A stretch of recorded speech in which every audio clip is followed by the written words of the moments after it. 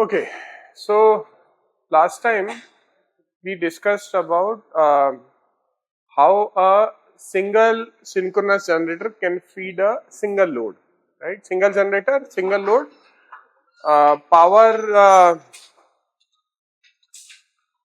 I mean depending on the load, the power produced by the generator would change, right? So if you suddenly load this generator with a resistive load, let's say, right? You turn on few lights and fans, then suddenly the power drawn will increase. If the power drawn increases, right, the power requirement from this turbine will also increase. So what will happen is, as the power required from the turbine will increase, the mechanical, assuming that mechanical torque is the same, the electrical negative torque on the shaft will increase, and therefore shaft will slowly reduce its speed, right. As it reduces its speed, we saw that we will install a closed loop controller for frequency or omega, which would compare it with the reference frequency or reference omega and would control the power supplied to the steam generator. So what it means is, if you have suddenly turned on a load, the first reaction would be the frequency would reduce. As the why frequency would reduce, because if you see this mechanical system, here you have started drawing more current, so there is a more negative electrical torque on the shaft. The steam turbine, because of the steam, is producing some positive mechanical torque. If the negative torque becomes more than positive torque, the speed will start to reduce. Now there is lot of inertia here, so speed will not like suddenly come down to 0. It will take some time, but essentially during that period that speed is reducing, right. There is a lot of kinetic energy stored in this shaft and mechanical system. As the speed reduces, we are measuring the speed. As soon as we realize it's going down, we increase the power that gets supplied to the steam turbine so that the speed again picks up. So in this case, with a standalone load and single generator, single load, you can operate with this system. And what was we calling it? This was called as a speed governor, which is essentially, as the name suggests, is maintaining the speed.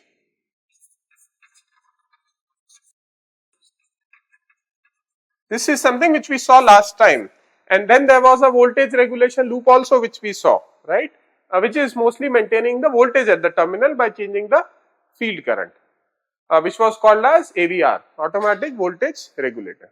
So any question so far in this one? Any doubt?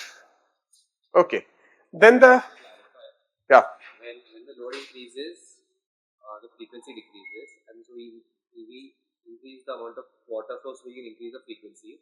We try to increase the power delivered to the turbine so that we can again bring the frequency back. We also have to reduce IS, so that we bring the voltage down, right? Because when we increase the power, we increase both the frequency and the voltage. Right? Okay. So now, what he is saying is, if you increase the power demand, then yes, the speed will reduce, but what happens to Vt? Does Vt also reduce, or Vt remains the same? If Vt reduces, anyways we have a closed loop circuit there also, so if Vt reduces, it will be maintained by appropriately changing the field current. But the first question, which we will try to answer a little bit later, is that if the load power increases or decreases or changes, would it have any effect on Vt or not, or rather would it have a substantial effect on Vt or not, right? It will definitely have some effect, it is the same circuit. If you change one thing, everything will change, right? But is it a predominant effect? So we will see it little bit later, hopefully today itself we will see that. But the major effect of the load change comes in the power directly, which leads to the reduction in the frequency. And that is not just true for one load, one generator, but in general also. So whenever, let us say there is a sudden, let us say some transmission line suddenly breaks, right? Because of that, part of the region gets blacked out. If that happens, then essentially what is happening is load is suddenly reducing instead of increasing. And if load reduces, what do you expect? Your negative torque will be lesser, you will have a positive torque, your speed will try to increase, right? And that would lead to frequency increasing, and that is what happens in the grid also. So you see, whenever some sort of a blackout condition has happened, immediately after the load gets shut down, the frequency will try to go up momentarily. Then there may be some control action which will come into picture and try to reduce it. But anyway, so here it's single load, single generator, right? So one generator feeding one load, or one load does not necessarily mean there will be a single load, it could be like one bulk load also, right? We can model it the whole small load together as one load. Now let's look at the other system, which is, because the idea which we started is that one load feeding one generator being fed is not a effective idea, so we should put multiple generators together. So for now let's put two generators together. So this is, let's say, generator 1, this is generator 2, and then we connect them onto a common bus, right, and let's say this bus feeds the load, alright. So let's say we have now two generators connected together and feeding a common load. And in this case, how does the whole system responds is what we'll see.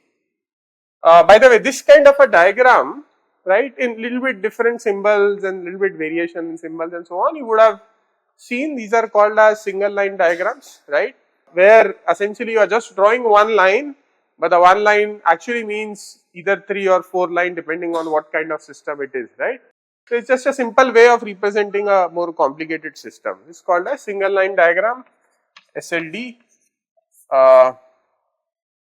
What do you mean by bus? Bus means just a physical connection. Usually the physical connection of different wires. How would you do? You would take two wires, you will sort of twist them and then probably solder them or something. You cannot do it if there are like huge wires, you cannot twist them. So what do you do is you have a metal strip, right, and you bolt one of the wire on that, you bolt another wire on that. So that metal strip, the copper strip usually is what we call it as a bus or a bus bar, right. And so what this means is these are just the connections, right. This is what we call it as a bus, or the full form is bus bar, right. It's just a short circuit basically. Short circuit means there is very low impedance across this vertical line, right. In the single line diagram, I mean since we are just talking about it, you would see that okay, now this from this bus, right, let's say this is bus number 1, it goes to some bus number 2, right, or node 2, and then here also you may have some loads, right, and you can have a complicated system. In this case, this horizontal line is essentially a power transmission line, right. So this line will have an impedance, and we will see how do you model these transmission lines, right, whether they will have inductance, capacitance, resistance, but they will have some impedance basically. The bus bar does not have any impedance, it is a short circuit. Line will have an impedance, right. So assuming let's say this is somewhere in let's say this is our campus and this is somewhere 80 kilometers far away from our campus, right.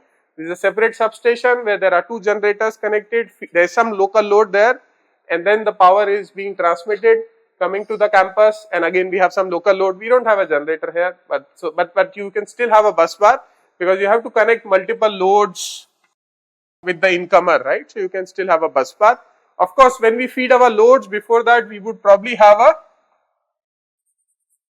transformer for stepping it down, and this is how you would show a typical transformer.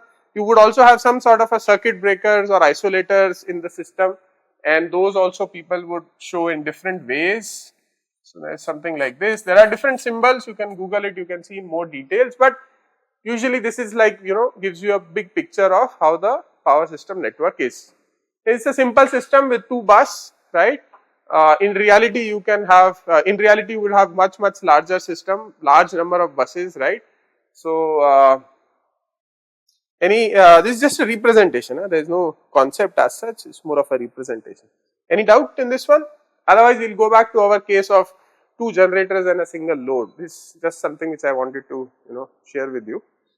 I am trying to find a single line diagram for our campus, but I am not able to get that. I will try to find out, which will tell us more about how the system is in our campus, but anyways. Okay, now coming back to our case, which is two generators feeding a single load. Now imagine there are two generators like these, and their output are connected to feeding a common load. Now I suddenly increase the load, right? If I suddenly increase the load may try to draw power from G1 or from G2, or the excess power may come from G1, may come from G2, right? G1 has its own governor which is trying to maintain its frequency 250 hertz. G2 has its own governor which is trying to maintain the frequency to be 50 hertz. Which one would supply more power if I demand more power? Will it be G1 or will it be G2? How can you decide? How would you know? Or we knowing doesn't matter, how would actually things happen, right? If I just buy two generators and connect them in parallel like this, feeding a common load, and now load changes to some value. Now the question is, which generator will respond to this load transient? Okay, that's a good point. So he's saying whichever has a better regulation. What it means is, in a way, whichever is sort of fast enough to respond, so to say. What it means is, But it's like say you increase the current on one, the voltage drops on that one. And if you increase the current on the second one, the voltage drops more on the second one. But since you've connected them by a bus, the voltage is the same on both. yeah. So if the voltage is to decrease, the same amount, then the current will decrease like less on the one with worse regulation, and it decrease more on the one with more regulation. And similarly, if the voltage is to increase, then the voltage will increase more on the one with more regulation. Okay. Like whichever has better regulation. Yeah. So let's not talk about voltage. Let's talk about frequency, because frequency is more tightly coupled to power, and I'll show you that part. But so let's talk, instead of just whatever in sentence you have used voltage, voltage, voltage, voltage, let's replace it with frequency, frequency, frequency, frequency, right? So the frequency in this bus bar is common, right? Assuming this transient is a very slow phenomena, then the frequencies would also be same, right? So suddenly both the generators, as the load increases, their speeds will reduce, and both would feel that there is a error in the frequency. There is a deviation from 50 hertz. If this f star is 50 hertz, there is a deviation from 50 hertz, right? Now if this G of S has, what do you call it, as a proportional and integral control, right? It has a proportional and integral control. So what is the characteristics of an integral control? Zero error, right? So if you use an integral control, you ensure that at steady state the error becomes zero. So now this one generator trying to make error zero by increasing the steam. There is another generator which is also trying to make error zero by increasing the steam. If this generator increases steam to a very high value, the frequency will come up. The other guy may not have to do anything. This guy may be just sitting, usko realize hua ki error kam hua, lekin बढ़ गया, and then this guy may be just happy. So I was thinking of some analogy, right, and poor analogy, but this is what I thought. So let's say you have two students working in a group, right, and you get a group assignment, right. Now assume that both of your objective is of course to complete the assignment and submit, right. It may so happen that one person would do all the assignment even before the other person has a look at it, right, for multiple reasons. Maybe the other person doesn't trust you, that you would do a good job. Maybe the other person has more time. Maybe the other person has found a similar assignment somewhere else. Could be anything. But let's say the other person, because the objective is that you have to complete the assignment, right? So both of you are trying to complete it. It may so happen that one person end up doing much more job than the other person, and same thing will happen here. Even though we are saying both are identical, both students are identical, whatever. But in reality, there would still be small mismatches, right? One person may see it today, one person may see it day after tomorrow. वो आज देखा, वो सही कर दिया. कल तक वो देखेगा, वो बोलेगा अरे तो सही है, अभी क्या करना है, कुछ नहीं करना है. So even though we are saying identical, there are small errors, and which would lead to, because of this integral action, this would lead to small error leading to big impact in terms of work distribution between the two generators. On the other hand, if I get rid of this integral part somehow, right, and I only keep a proportional controller, then imagine what will happen. You have a common doc shared, you see, and you write a few lines. You see the other person has not written any line. fine, that's okay, because you are not trying to complete the assignment, right? There is no integral, you are just doing proportional work. The other person sees, first person has written 4 lines, the other person also writes 4 lines. Then the first person sees, abhi usne bhi 4 likha hai, to main 4 likhta hu. So if it's more of a proportional action, right, where yes, eventually you are reducing the error, but you are not trying to make error 0, then there is a possibility of some mechanism of sharing the load between the two generators, right, even if there is a small error. So what we do in this case is, we don't use PI, we just use a proportional gain. We just use a proportional gain, right? And there is a name to it, it's called as a Droop control. It's called as Droop control.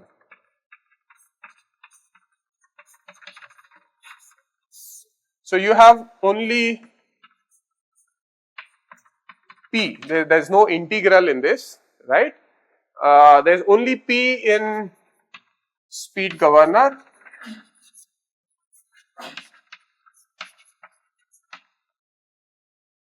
And there's only P in speed governor. It's called Droop control because of the characteristic. So if I just write this equation, right, I can say that the power the generator I should provide to the steam turbine is equals to, or power is equals to, I have, even if error is 0, I would not give 0 power. So let's say this is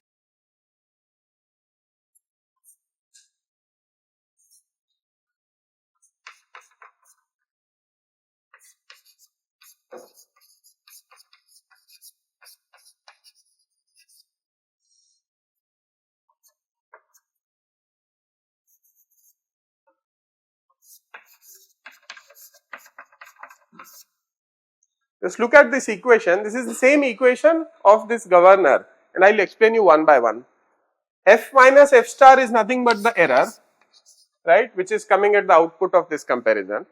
This M is nothing but G of S. I have kept only proportional terms, I have only kept an M term, right. Based on this, I am adding a constant value to generate the total power that the turbine should supply. What it means is that if my frequency increases, then 50 hertz for whatever reason, should be a minus sign. If my frequency increases above 50 hertz, then this is a positive term. So my power should reduce from the rated power, right. So this equation is nothing but the realization of the speed governor if you have only proportional gain, there is no integral here. If you have integral here, what it means is every time the frequency will come and become equal to frequency star. If you have a proportional, F will not be equal to F star. F may not necessarily be exactly equal to F star. It may be close. If you keep a very large gain, your error may still be small, right? This is again a basic control system concept in feedback control. If you keep gain very, very large, your error will keep on reducing, but never become 0 unless you use an integral. So here you can have the F minus F star to be small, but it may not be equal to 0. You can have it small by increasing the value of proportional gain, which is M. Is this equation okay? Because if you try to make that error 0 and there are two people who are trying to make that error 0, it may so happen that one guy end up doing lot more job to make the error 0. The other guy may not even do anything, and the other guy probably whatever sees, oh, error has become 0, so I don't have to make any change in my life. Yeah, absolutely. From load point of view, yes, it would make sense to have error equal to 0, but from overall system operation, right? If these two guys don't share the power, then what may happen? Then you don't have any control over their power. Na? So imagine there is two generators operating, right? And you know that, okay, I'm running this generator, but then this generator is of lesser power as compared to the other generator, which is a bigger power generator. You want some control in distributing the extra load, right? You cannot just leave it to their errors. You cannot leave it to their non-idealities. You need some control. So to get that control, what you compromise is small error in the frequency, right? At least in this system, two generator and one load system. Is this equation okay? Anyone doubt with this equation? you want to supply to a grid, they specify that if you are giving so much power, you should have this kind of power versus F characteristic. Correct. That's what we are coming to now. Yeah. Soon we'll do that. Any question? Like when they have to supply, there's like thousands of supplies. Yeah. And thousands of. Yeah. So do they put everything on like all three phases on phase 1 bus, phase 2 bus, phase 3 bus, and everyone takes from that bus? Okay. Like So we'll come to that. We'll talk about the bigger system. Then we can discuss about this question. For now, we are only talking about two generators and one bulk load. So what is this equation? Let's see again. If you have an error, right? If frequencies deviate from frequency star, then you reduce the power from a power set point P star. If you plot this equation, this is how it would look like. If you plot if you plot F versus P or P versus F, then this is how it would look like, where this is your P star and this is your F star. If your frequency is F star, your power will be equal to P star. And P star, F star are settable points. You can set it to 50 hertz, 60 hertz, whatever you want to set to. Similarly, P star you can set. But this characteristics, which is the drooping characteristics, and therefore we call it as a droop control, right?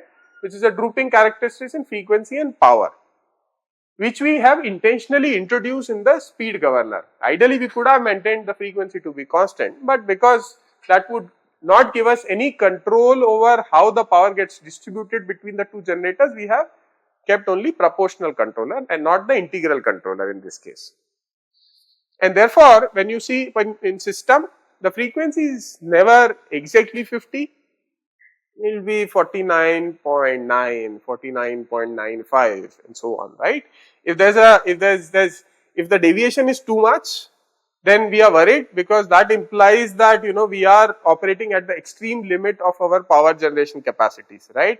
And something may suddenly trip because we are very close to our full capacity. So usually the frequencies would be very close to 50, but not exactly 50. You can always make sure the slope is small, right, by keeping a large value of m, right? Slope of that line is actually 1 upon f, because I have plotted f on the y-axis and p on x-axis, right? So slope is 1 upon m in a way. So if m is very, very large, then the slope is very, very small. So if its slope is small, you can imagine that your frequency deviation for the same power change going from 0 to, let's say, p would be small. So you can tightly regulate the frequency, right? So if m is what? M is large.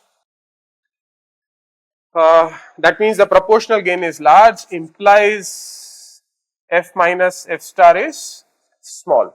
Let me just rewrite this equation and I will explain you how the two generators work with this kind of a governor control. So you have P1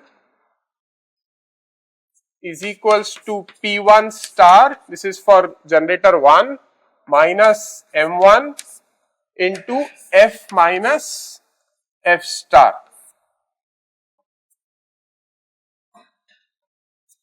Okay, similarly you have another equation which is P2, right, which I'll write soon.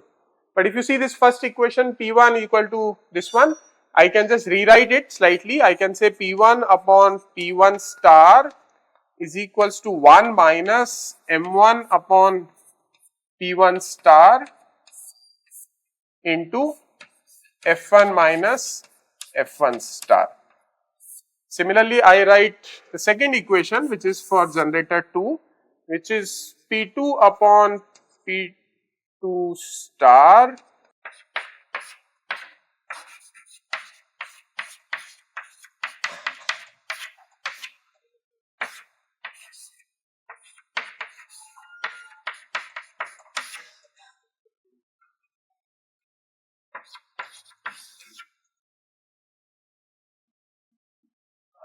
Is that okay? Okay, now these are the two generators and both are operated with a proportional type of control, and these are the equations for the two generators, right? If you set the set point F1 star and F2 star same in both of them, that means you set it both, let's say, to equal to 50 hertz, right? And let me just call it F star, right? So if I assume that the set point of frequencies in both the generators are same, that means these are the constants, F1 star is equals to F2 star is equals to F star. So let me just remove this subscripts 1 or 2 from stars, right. Now what about actual frequency F1 and F2? What about actual frequency F1 and F2? They have to be equal, right, because both the generators are connected through a common bus, right. So the frequencies has to be equal, there is no option, right. In fact, this is something which we learned in the beginning of the first course, that in the whole grid, right, the frequency would be same at every point in steady state, right. So assuming this is a very slow control, your frequencies seen by the generator 1, frequency by the generator 2, they are same. So F1 will be always equals to F2. So F1 is also equals to F2, need not be 50, but something like F. So if I also remove the subscripts here, then this is your equation 1 and 2, right. Next step is, if I keep the two coefficients same, because m is your parameter in the control system which you can set, P1 star is a constant. So if I set m1 upon P1 star equals to m2 upon P2 star, if I set this, that implies that the power supplied by the 1 upon power supplied by 2 will be proportional to these values, which is P1 star and P2 star, right. If these two are equal, then this term becomes equal to this term. So what it means is that if you set your coefficient, carefully, setting it in this fashion, then you know that the power supplied by generator 1 and power supplied by generator 2 would be proportional to these coefficients P1 star and P2 star. And now, for example, you know that, okay, one generator is 5 megawatt, other one is 100 megawatt, just an example, right. And so any new load comes in, you don't want the 5 megawatt to, overload or something. You want, fine, if there's an extra load of X percent, it should proportionally divide between the two generators, right, so that both of them get little bit more. But it's not that the 5 becomes, overburdened or something. And therefore, what you can do is, you want to share the power proportional to their ratings, right. So P1 star, P2 star could be their rating. So this could be 5 megawatt, this could be 100 megawatt. So any extra load comes in, that would load the two generators in proportional to their power rating, right. And thus you have some control over how the power is getting distributed among the two generators. Is that okay? So you can choose the coefficient so that the power will be divided based on the coefficients that you choose, right. These coefficients, you can choose it to be the rated powers, right. You may not necessarily choose it that way, you can choose it some other way also, but usually you would choose it to be rated powers so that any extra load will get proportionally divided. Let's take an example. If you have, let's say, a 100 megawatt generator and a 200 megawatt generator, right, and currently your load is 30 megawatt. 30 megawatt means it will be, you would ideally want this guy to supply 10 megawatt and this guy to supply 20 megawatt, right.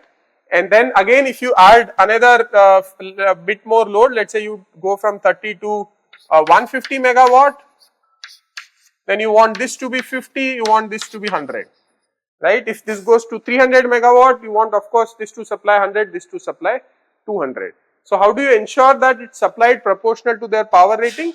You said P1 star is equals to 100, P2 star is equals to 200. So always P1 by P2 will be in the same ratio. So whatever load increases, of course, P1, P2 values will change, their addition will change, because P1 plus P2 is the total load, but they'll always change proportionally if you use this kind of a Droop governor. If you don't use Droop, if you use integral, still P1 plus P2 will be load power, but you will not have any control over P1 and P2. It may so happen that P1 may supply all of this 50 megawatt and P2 is not supplying anything, even though P2 has more capacity, right. So to get that control and to get that framework, you are sort of compromising little bit, but you are able to do that with the Droop control. Okay. Yeah. You said F1 equal to F2 equals F. That result in the first was but that was for if the all elements in circuits are linear elements. But here it may so happen that some elements are non-linear. But do you assume that, I think that time we discussed, right? Yes, transformer in reality will have a saturation. It's a non-linear element. But you assume it's operating in mostly in the linear range. Lines will have inductances, resistance. You assume them operating in the linear range, right? So that is a bit of an assumption, but that's fair enough.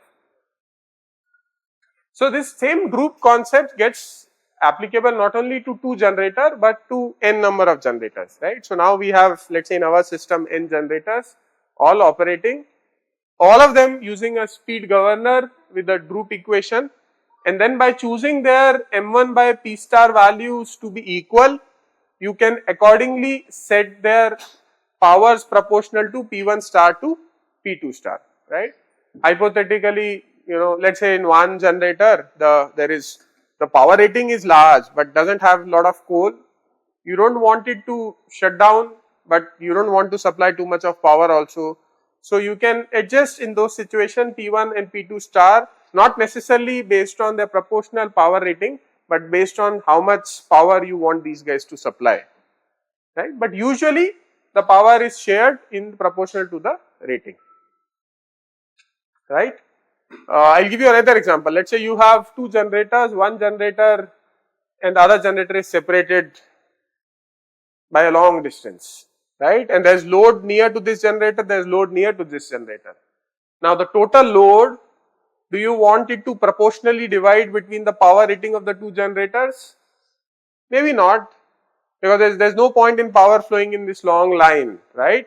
So therefore you may adjust these two coefficients so as to find, if a load is closer to this generator, let this generator supply more power, even though, we want equal sharing. So those kind of conditions will come, and only thing you have to do is you have to set these coefficients appropriately, and that would lead to the power sharing according to what you want, right. What are these? Now instead of plotting that graph, if I plot this graph, which is F minus F star versus P2 by P2 star, right. Again it will be like a straight line, same thing, where the slope would be equal to M2 by P2 star. Let me call it as the new slope M prime, which I will also call it as a Droop coefficient.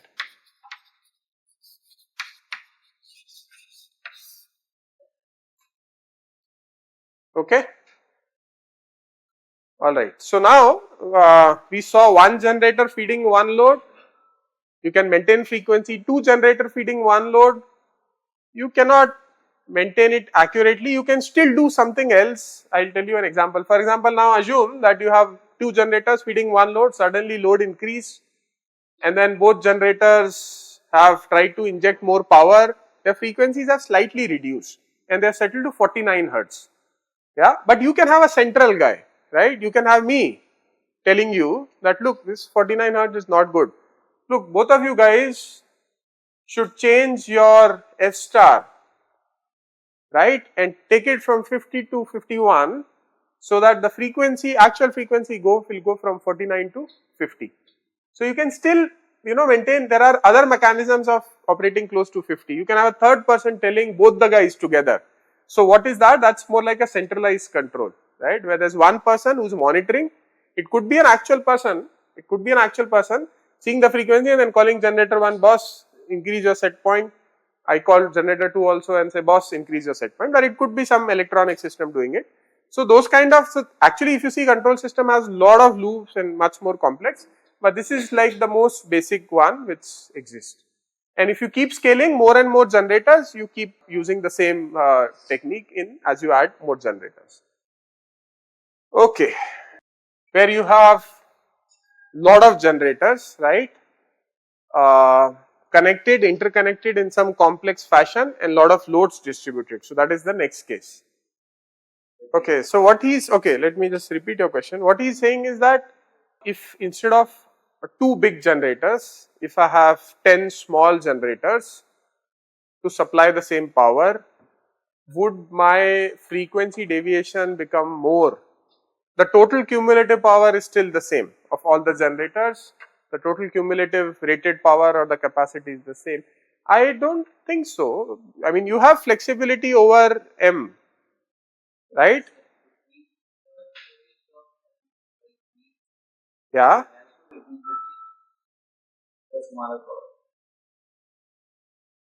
Why is that so? You can still keep M by P same, right? You have to just make sure that M by P is equal in all of them. What is that equals to, that you can decide. You have to keep M1 by P1 equal to M2 by P2 equal to M2 by P3. Now, what is this equals to? That you decide. If you keep this whole thing equal to a large value, your error will come down. M by P. So, it should also have the same value of M by P.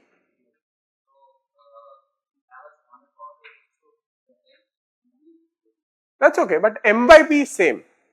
So, I can keep M by P, the whole M by P of 1 equal to 2 equal to 3 equal to some constant. That constant I can change na, to get the same frequency performance.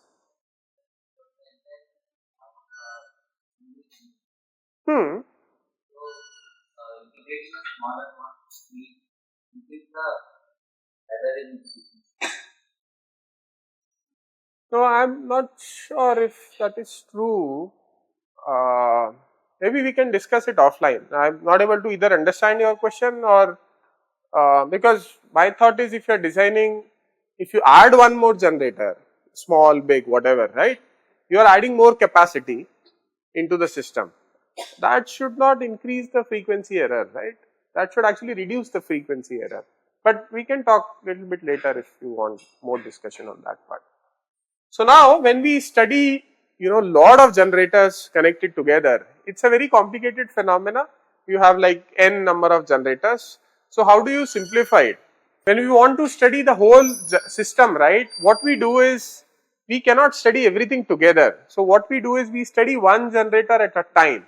And what we say is there is a generator G which is connected to a infinite bus. What is this infinite bus? Infinite bus essentially means that this bus is connected to so many lines, so many generators, feeding load, producing and whatnot, right?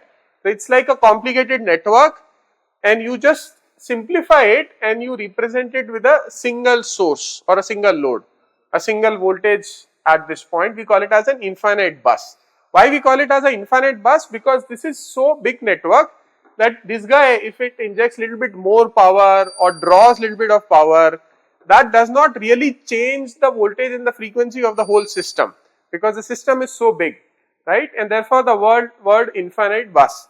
So when we talk about two generators, it's okay, but let's say you have 400 generators. We saw that day, right? There were 300, 400 generators or so. There are 400 generators. If one generator does little bit of here and there, that does not impact the whole system directly. And therefore, we represent the whole system by in a way a stiff voltage source. We call it as an infinite bus, which let's say has an voltage V and an angle 0 degrees, right? And then we just study the characteristics of a single generator connected to this infinite bus. So it's a very common concept, a single generator connected to an infinite bus, where infinite bus is nothing but a network of all the generators and loads, right? Now we study that, okay, how would power flow, how do you connect this generator to this infinite bus, and all those things we can study. So this is the third part where we have multiple generators and we want to study them, but of course studying them all together is very complicated. So we assume all the n minus 1 are lumped together represented by this infinite bus and you have only one generator here and we study the interaction of this one generator with the whole grid, right? And same thing you can repeat for all the other generators also. So it's just a method of how do you want to study or go in more detail. So you remember the synchronous generator experiment that you did in lab. So what was happening is their generator was rotating, right? It was producing some power. You remember those 3 bulbs which were there in the lab and they were glowing on and off, on and off. And then you closed some circuit breaker and then those 3 bulbs, just never again came up. They just became black, right? You remember that? How many of you remember that demo? That was a demo, not an experiment. Some of you remember? Okay, not all. What we were actually doing in that is that we were running one generator, right? Once the generator started running, right, we were running the generator using a prime mover. We didn't have a steam turbine in the lab, right? So how were we moving that generator? There was no steam turbine, so there was no diesel DG set in the lab. So how are we moving the generator? Using a motor. So it was actually a DC motor through which we were rotating the prime mover, right? So this was acting as a turbine, generator producing the voltages, and then that voltages were there, and then we had this infinite bus, we had the grid available in the lab, and we wanted to connect our generator to the grid, right? So that it becomes part of those 300 generators, so to say, right? Of course, this guy was very, very small power level. So the experiment was about how do you connect it to the grid, right?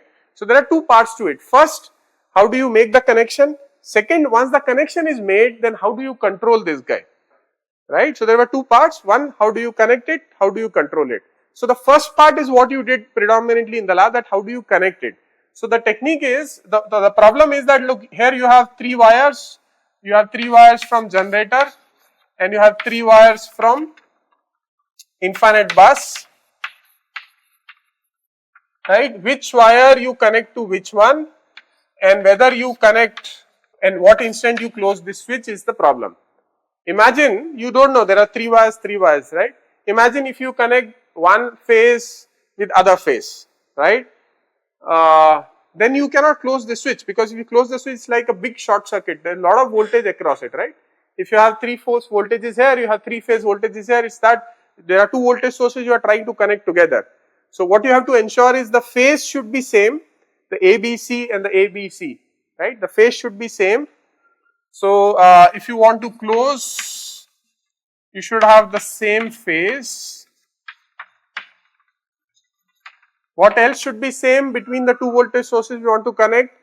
The phase sequence is the same phase sequence, ABC, ABC, and same phase angle, right? If these 3 are rotated at, let's say, by an angle of 5 degrees, these should also be rotated at 5 degrees, right?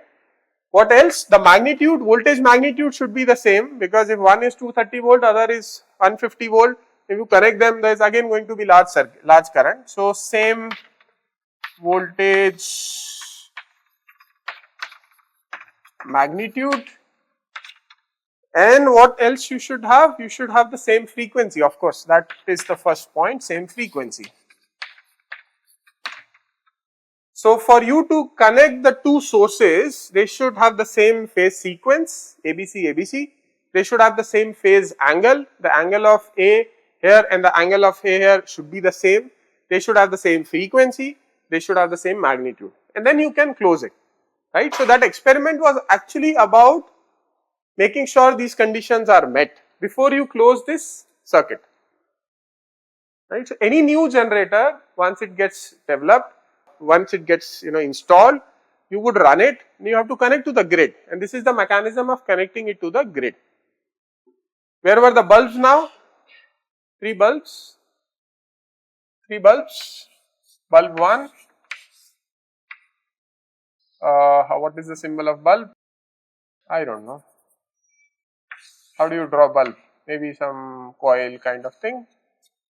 Bulb 1, bulb 2 and bulb 3. So these were the positions of the 3 bulbs. If you meet all those 4 conditions, what is the voltage across the bulb? 0. So the bulb will not glow, right? So if you are standing there, bulb is not glowing, that means perfectly all the 3 phases you have matched the sequence, matched the angle, matched the magnitude, matched the frequency, and now you can just close the circuit breaker, right? Because they are all matched. Is that okay? Question is, if they don't match, then how would you know they are not matching? There are different, and which one is not matching, how do you figure out? right? It may be, maybe their voltages are same, but the frequency is different. Maybe the frequencies are same, voltages are different. So the question is, yes, they will glow, but they will glow with different patterns. So you can use those patterns to figure out what is that is not matching between the two of them, right? And that is what we were doing in the experiment. So TAs were probably telling you that, look, now this is glowing, the three bulbs are glowing together, it means something else. So one is glowing first, second is glowing later, it means something else, and so on, right? So those were different characteristics which you could have used to adjust the these three parameters. Any doubts so far? It has a name. It's called as, what is this called? Okay, I'll just tell you. I just skipped my mind. Three bulb method, dark bulb method. Yeah, I think dark bulb method or something like that, right? Is what is called. So now let us see what will happen if you have these three conditions and what will be the impact of these three conditions, right? So you have two sources, one on one side, another one on the other side. What will be the impact of these different conditions? So let's say the left side one, I call it as E. These guys I am calling it as, okay, let me call it as V1. This guy is, I am calling it as V2. Huh? So let you have V1 A phase is some Bm sine of omega t minus delta 1, right? And similarly you can write V8 V1b and V1c, right? You can write that. And now you have V2a, which is Vm2 sine of omega 2t minus delta 2. Similarly, you have three phases here, right? So you have two sources with different voltage magnitude, different frequency, different angle. What do you mean by different phase sequence? Different phase sequence means the three wires which are coming from here, maybe this is A, this is B, this is C. On the other side, it's actually BAC, right? This is what we mean by the first line, which is the phase sequence, because here the sequence is ABC, here the sequence has changed, right? Now if you see the bulb 1, the first bulb 1 B1, right? Will it glow, will it not glow? Will it glow, will it not glow? Yes, no? Yes. Will B2 glow? Will B3 glow? Depends. So, what is the intensity, if at all B3 glows, what is the intensity of the glow of B1, B2 and B3? The B1 and B2 glow will be of same intensity. The B3 one will either doesn't glow, or in other words, in a more generalized fashion, the intensity would be less. So if you see the three bulbs and one of them is, two of them or one or two or three, three of them different brightness, that implies that the phase sequence is wrong. But all three of different brightness implies phase sequence is wrong. You understand why it's this way? Because A and B are not the same voltages, right? They are 120 degree far apart. This B and A is 120 degree far apart. So there is always a voltage difference, and the RMS of that will lead to the glow of this bulb. Because the bulb what we see is the RMS of the voltage difference, right? The third one, in this case, the C, if the phase sequence is the same, the C guy will see the same voltages, assuming the angle and everything else is same, so it will be dark. If those are also not same, it will glow with small intensity. But these two will glow with a bigger intensity, right? Because they have like significant voltages appearing across it. You are essentially saying that the phasor diagrams of both the sides should overlap. Absolutely. So, while connecting the generator, so the phasor diagram is drawn with the reference, right? So, when we connect, like, why can't the name just change to BAC? So, names can change, but the thing is that if you see V1 and VA, this is how it is, right? Let's say they have everything same. So, omega is same, delta is same, V is same. But if you are connecting A with the B is sine of omega t minus delta minus 120 degree. So that means in a way you are trying to connect this vector with this vector, right. So the bulb will see the voltage difference between this and this, bulb will see this voltage difference. So bulb will glow with very big brightness, right, if the phase sequence is different. This is the first case. So this is easy to make out, right. First thing you just fix it, you make sure that this is correct. Then you can analyze each of these characteristics one by one. So you assume that everything is same, just there is an angle difference. What will happen? Everything is same, just there is a voltage magnitude difference. What will happen? Everything is same, just there is a frequency difference. What will happen? You can analyze it one by one. One way is you can visualize or you can think of it fine. The other way is you do brute force. You see, okay, bulb is connected across V1A and V2A, right? Voltage is same, frequencies are different, delta is same. What do you do? V1 minus V2, right? Sin A minus sin B, apply the formula, find the RMS value of that, because the bulb will glow based on the RMS value of 50 hertz component, right? And you can then comment more precisely what will happen. So let's do one of them. Which one do you want to do? I want you to do one of them. At least one you should do. Let's just pick randomly the frequency. Can you guys do this one? Right? Try to write equation, try to tell me what will happen if there are two sources trying to get together. Phase sequence is the same, but the frequency itself is different. What characteristics, what would you see in terms of the bulb? Voltages you can assume to be same. Yeah. Frequency there is a small difference. Yeah. One is 49, one is 50. Right. So what will happen? All of you understand the question? So there I am trying to connect two sources. Everything is same except a small error in frequency. So grid is 49.5. My generator as of now is not loaded. So it's 50. Right. So now I am trying to connect these two things together. So what will be the characteristics I will see on the bulbs before I close the circuit breaker?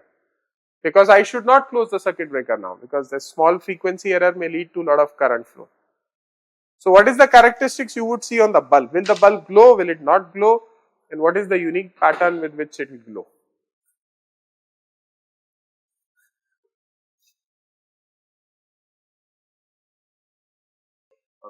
Thoda लिख, so equation लिख. Yeah, just write the equation, subtract. Let's see what happens as the resultant voltage.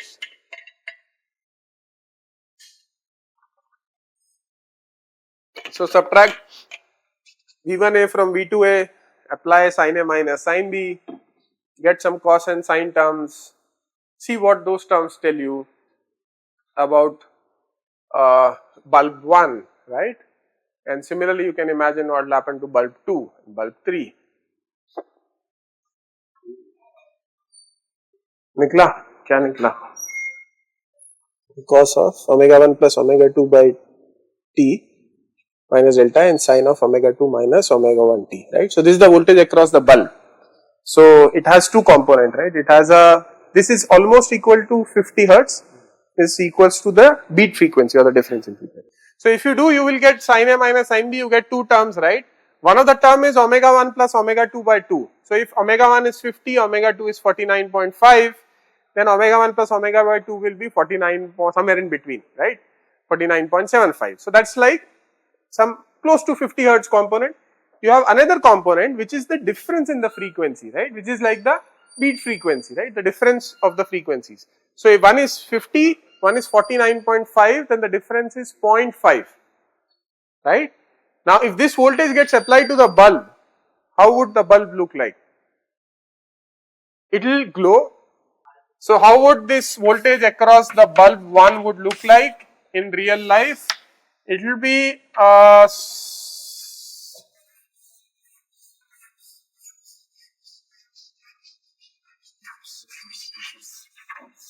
right, there will be an envelope which will be of low frequency, which is of the beat frequency. In this case, let us say this is 0.5 hertz, and then there is this high frequency thing which is close to 50 hertz, 49.75 hertz, right. So what will you see? Your bulb, of course, does not, or rather our eyes, it's not the bulb salt, it's our eyes. So our eyes cannot perceive 50 hertz, right. So therefore, if this supply would have been continuous 50 hertz, we would have seen the bulb just glowing. But our eyes can perceive 0.5 hertz. So what we will see the bulb is glowing, then bulb is slowly coming down, and again slowly glowing, again slowly coming down, right? You would see that. Is that okay? 49.5 and 50. Yeah. Is that fine? What will happen to the B phase one? Same thing with the B phase bulb also, it will glow, it will go down, it will glow, it will go down. So you know that frequencies are not the same, right? Similarly, you can analyze the other two cases, which we won't do now. Maybe I'll ask you in quiz, but not today.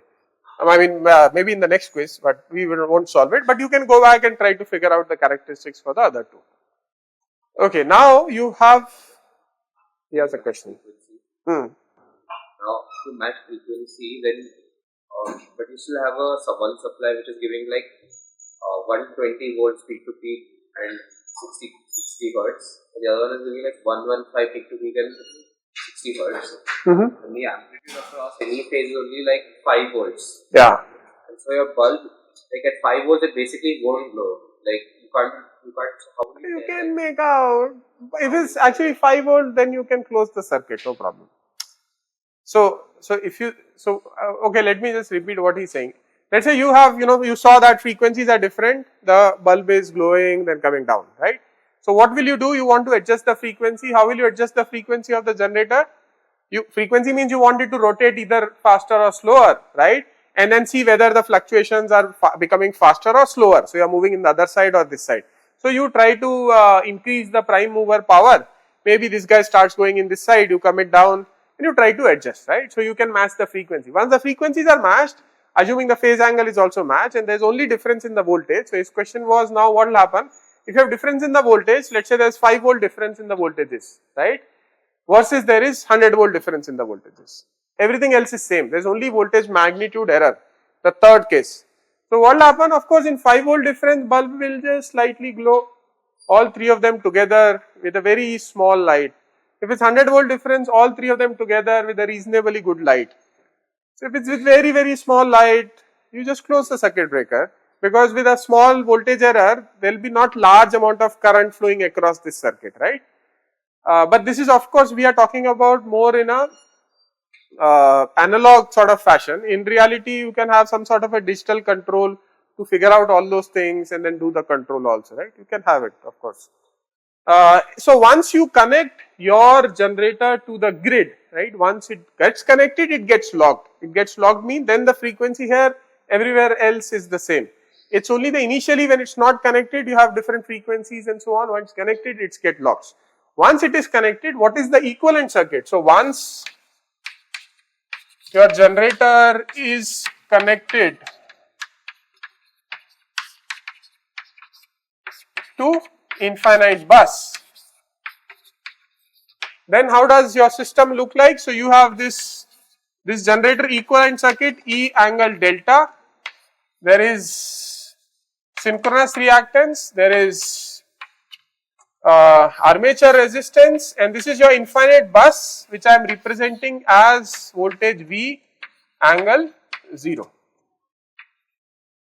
right? This is your infinite bus, this is your generator, and this is of course the generator parameters, right? So once you have closed the switch, once the circuit is connected, this is how the net circuit of your generator looks like, where this is, for the reference we say this is at an angle 0 and voltage is fixed. This voltage is fixed because this side actually you don't have one source, you have like lot of sources and loads whose cumulatively we are saying will not change the voltage or the angle because of this small generator trying to do something. So we say that these are fixed for the infinite bus. Okay, that is a good question which I did not think about before. But anyone, how would you, we saw how to connect the generator. If you want to disconnect the generator, what do you do? I think so. You just keep these, make sure all these, you just open these circuit breakers. First thing maybe you can do, okay, maybe since you have asked this question, first thing you can do is, what is the problem in opening a circuit breaker?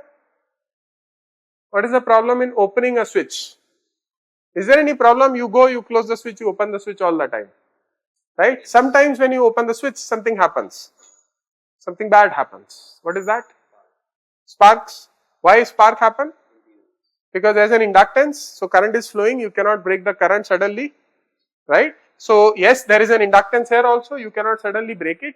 So first you make sure the current becomes 0. How do you make sure that? We can see now, but once you make sure current is close to 0, once currents are close to 0, then you open the breaker and then you can shut down the generator, you can reduce its steam input and excitation and so on, right? That's a good question, which I did not think about. Yeah. Yeah, so you can imagine what will happen. Most likely grid will not be affected, it's your generator which will be affected, because the assumption is that grid has large number of generators, right, and you are connecting your small generator to the grid. So your generator will have excessive currents which will keep flowing, your generator may get damaged because of it, your shaft may get bent because if there are large currents, large negative electrical torque versus positive mechanical torque, your shaft may get twisted or something. So your generator may get damaged. I don't think much should happen with the grid, but yeah, most likely. So therefore, it's like for generators protection, we are making sure everything is proper, then we close the switch. Okay, now this is the equivalent circuit once your generator is connected to the infinite bus, right? We can draw the phasor diagram. This is V angle 0. There is some current, let's say, flowing, which is I angle theta. So how would this I angle theta look like?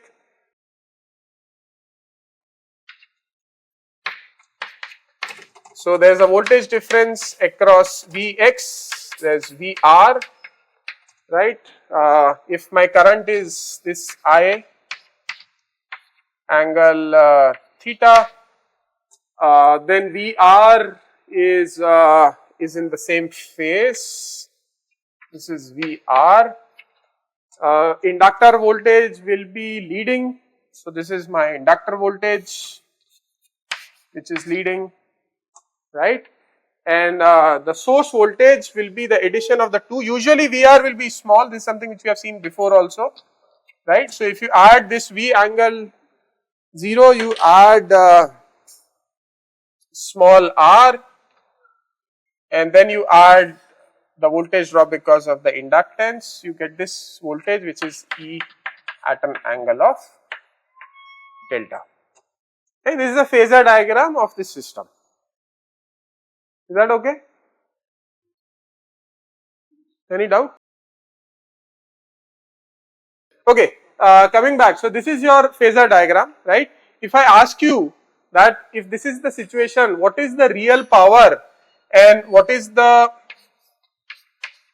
reactive power that my generator is supplying to the grid, right, at this moment, what is the active and what is the reactive power that my generator is supplying to the grid? That means I want to find P and Q that is flowing into this infinite bus. These two, remember, these are part of the generators, right? So if I want to calculate P and Q that is flowing into the bus, what will I do? I can define S, which is voltage of the infinite bus, V angle 0 into I angle theta star, right? This would be nothing but S, and then I can find the real part of it in the image. This is of course single phase S, so in reality you will have 3 times Vi star, right? So you can calculate this, you can calculate it as it is, you will get an expression which you have I think already done. What generally people do is assume this RA value to be small, right, and then it's only excess in the branch, and that just simplifies the equations a little bit, and it's a practical assumption. So you assume RA is small, just use excess and you can derive this formula for S. So let's quickly do that.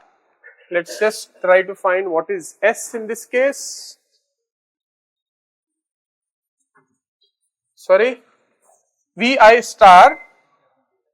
So S is, I am just drawing single phase S, which is Vi star, where V is V angle 0, I is E angle delta minus V angle 0 upon XS angle 90 degrees star, what do you do next? You make V angle 0 and then everywhere you put a minus sign and then you multiply, right, and then you represent in cos and sine terms and then you find the real part of it and you find the imaginary part of it. So go ahead, can you guys do that? This is 0. Sorry, this is 0. Can you quickly solve it and tell me what is the expression for Q, what is the expression for P? Find the expression for P and Q in terms of E delta XS RA V0, right? In terms of what I have written here, try to find the expression for P and Q. Replace I, find in terms of E delta V0 XS and RA, right? Which is what is written here. So I have already eliminated I by writing it in this form.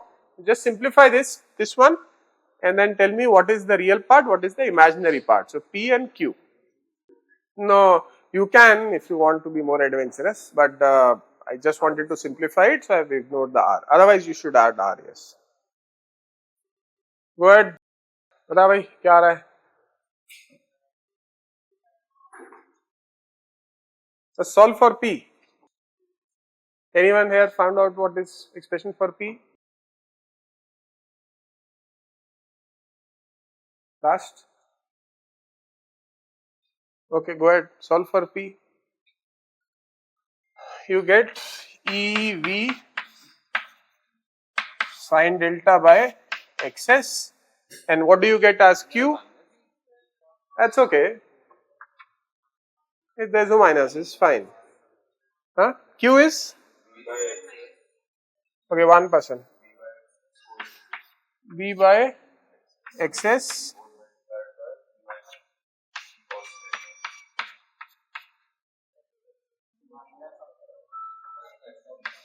Is that what you are saying?